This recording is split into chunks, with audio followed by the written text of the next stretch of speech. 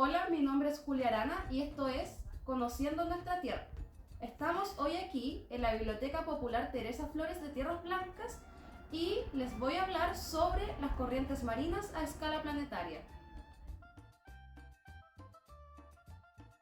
Para empezar, debemos saber qué son las corrientes marinas. Las corrientes marinas son la parte más rápida y en constante movimiento del océano.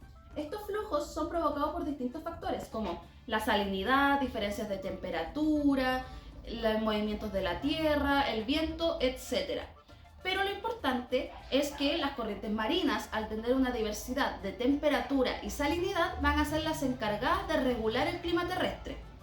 Debemos saber que existen dos tipos de corrientes marinas. Por un lado vamos a tener a las corrientes superficiales. Estas se caracterizan por calentarse en el ecuador, tener una baja salinidad y por ende son menos densas. Y al ser menos densas se van a localizar en la superficie marina. Y por otro lado vamos a tener las corrientes profundas. Estas son de agua fría con una alta salinidad y por ende son muy densas. Y al ser muy densas se van a localizar en las profundidades marinas. Vamos al mapa. A continuación vamos a ejemplificar el movimiento de las corrientes marinas en este mapa. Primero debemos ubicar la línea del ecuador. Esta está en la latitud 0 y es de suma importancia ya que aquí el sol es mucho más intenso y va a calentar las corrientes superficiales que van a ser estas flechas rojas.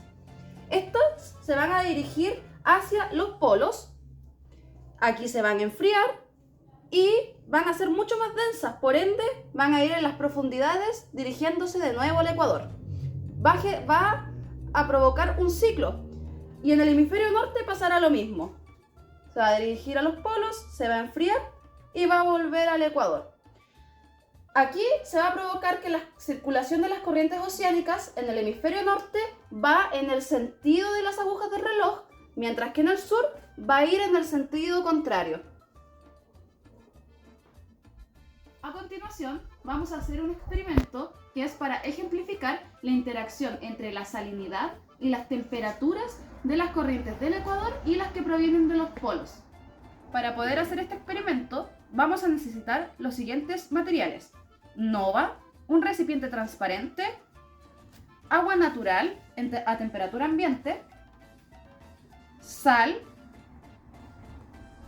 colorante azul, colorante rojo, un vasito y un tenedor para revolver. Además, vamos a necesitar agua caliente, la cual hay que tener mucho cuidado.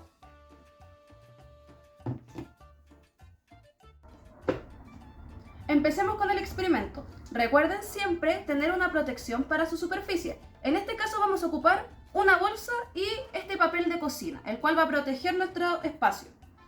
Debemos tomar nuestro recipiente que tiene el agua natural y a temperatura ambiente y debemos ponerlo en este, que es transparente.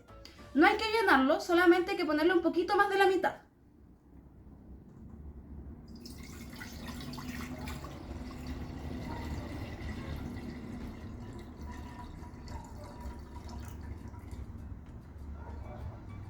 Ahora que ya tenemos la mitad del recipiente con agüita, vamos a tomar nuestro vaso. A este le vamos a poner agua caliente. Recuerden siempre tener cuidado con el agua caliente. A este vasito con agua caliente le vamos a incorporar 4 gotitas de nuestro colorante rojo.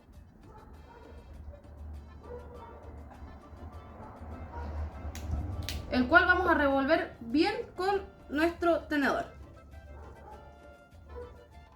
Una vez lo tengamos listo, procedemos a la mezcla de agua fría. Aquí yo me adelanté y la hice antes. Este tiene agua fría, 3 cucharadas soperas de sal y 2 gotitas de colorante azul. Ahora lo que vamos a proceder es a tomar nuestras dos mezclas y a incorporarlas lentamente en nuestro recipiente que tiene el agüita natural y a temperatura ambiente.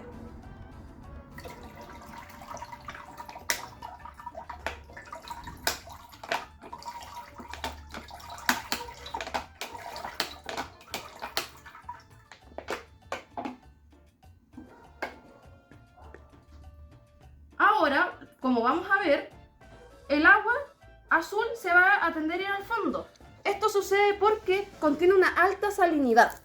Tiene sal y el agua fría siempre va a estar con una mayor densidad, mientras que el agua roja se va a tender a ir hacia la superficie.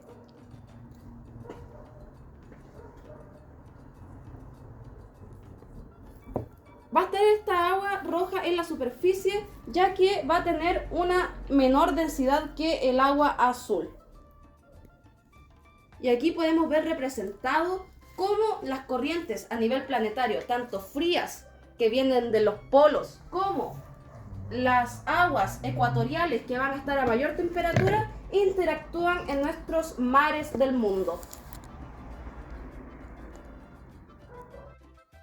Con el experimento pudimos observar cómo es el comportamiento de las corrientes calientes y frías.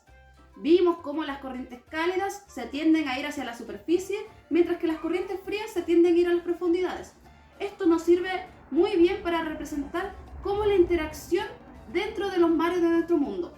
Pero cabe hacernos la pregunta, ¿cómo podemos ver esta interacción en la vida real? Con esto podemos hablar del fenómeno del niño y la niña. Estos fenómenos corresponden a una alteración de la temperatura en el mar. Y como sabemos muy bien, el mar es el encargado de regular la temperatura y el clima en la superficie terrestre. El fenómeno del niño va a afectar principalmente la superficie del Océano Pacífico. Este corresponde a un aumento de la temperatura, el cual provoca que los inviernos sean más lluviosos y con unos vientos mucho más suaves. Pero por otro lado vamos a tener el fenómeno de la niña. Este se va a caracterizar también por afectar la superficie del Océano Pacífico, pero va a ser una disminución de la temperatura del agua. Esto provoca que los inviernos sean más secos y con unos vientos muchísimo más fuertes. Pero los fenómenos del niño y la niña no tenemos que verlos como entes separados. Tenemos que verlos como si fueran las dos caras de una misma moneda, o más bien dicho, los dos polos de una misma oscilación. El fenómeno del niño lo conocemos muy bien en nuestro país. Sabemos cómo causa estragos en las costas chilenas y peruanas, y su nombre científico es oscilación austral.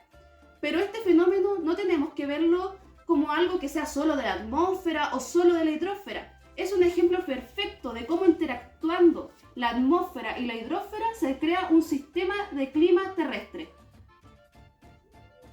Pero, ¿cuál es realmente la importancia que tienen las corrientes marinas?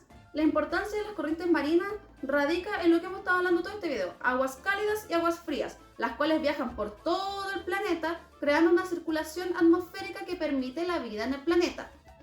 O sea, en palabras simples, el mar controla el clima porque transportan humedad y calor por todo el planeta Tierra.